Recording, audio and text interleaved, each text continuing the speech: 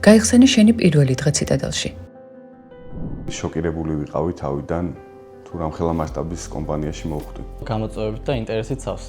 მივხვდი რომ დიდ და ორგანიზებულ კომპანიაში მოვხვდი. პირველ დღეს რომ მოვედი, ახსენე SOS-ი, რომელიც არის ორიენტირებული ბურბუშელის ფილო და ძალიან დიდხანს ფიქრობდი, რა შეჭირდებოდა ბურბუშელის ფილოს ორიენტაცია და ეხლა თავი. თავი მეკონა Wall Street-ზე. დავიკარგე აგლაძეზე. მივხვდი, რომ იქ ვარ, სადაც უნდა ვიყავ. რა ახალი უნარი ან ცოდნა შეიძინე ციტადელში? ძალიან ბევრი უნარი შევიძინე. ანალიტიკური აზროვნება და კრიტიკული სიტუაციების მართვა. 20 წუთში შემიძლია ჩამოვიდე რუსთავიდან წერეთელზე. ის რომ გაყიდვები მხოლოდ ციფრები არ არის, გაყიდვები არის ურთიერთობა. როგორ მივირთვა ლანჩი 5 წუთში? საბოლოოდ ყველა პრობლემა გვარდება და არ უნდა ვინერვებოთ არაფერს. ყოველდღიური ბრძოლის უნარი. ის რომ ჰაერში შემიძლია ყველაფრის ყიდვა და გაყიდვა, ეს არ არის უნარი ალბათ. ვიმუშაო ერთდროულად ბევრ საკითხს. მოთმინების უნარი. დროის სწორი მენეჯმენტი.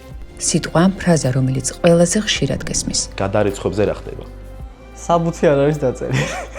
მოლოდინები, შეხვედრები და დასტურები. ჩქარა. გემი როდის იცლება? დამიდასტურეთ. ხარისხი და ვადები. სად არის ჩემი მასალა? მოხმარებელია დარბაზში მიხედეთ. რომელია ყველაზე პოზიტიური დეპარტამენტი ან თანამშრომელი? ყველაზე პოზიტიური თანამშრომელი მე ვარ. HR გუნდი და მარკეტინგის გუნდი. დაუთანდელ მელქაც.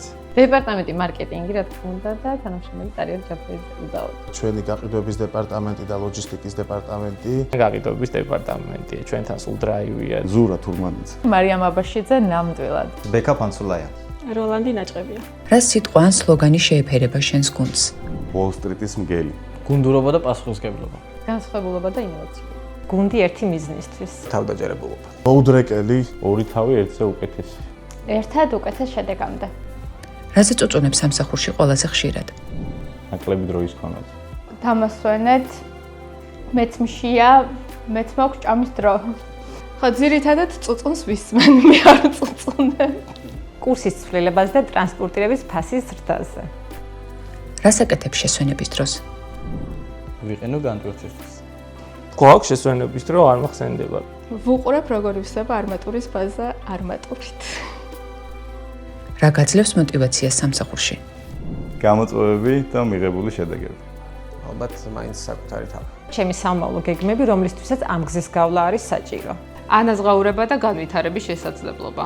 ახალი პროექტების შესრულების მოლოდინი. შეაფასე ციტადელის განვლილი წლები. დაუღალავი შრომა, თავდადებულობა. სტაბილური განვითარების გზა. ბევრი გამოწვევა, ბევრი წარმატება.